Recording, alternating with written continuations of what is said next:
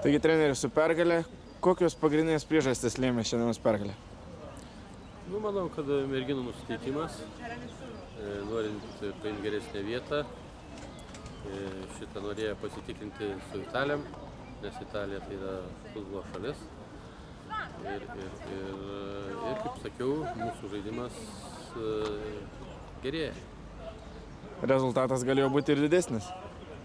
Rezultatas galėjo būti didesnis, čia yra, sakau, žiemos periodas, žiemą, kai mes treniruodamės salėse, kai mažai atliekam smūgiavimą pratimų ir kai ta realizacija dėl to yra prastesnė.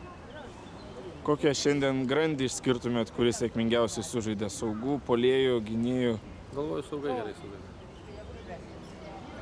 Ir gal trenerė apibendrintai, visas 3 grupės rungtynės buvo iš tikrųjų skirtingos. Kaip įvertintumėt šį grupės etapą, jeigu nepapulsim į finalą?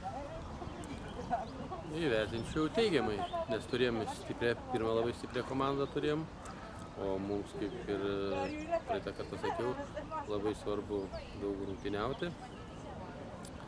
Ir tai labai geras turnyras mums, įgyjam patirties. Šiaip geras turnyras, patirtis, geras emocijos, geras oras.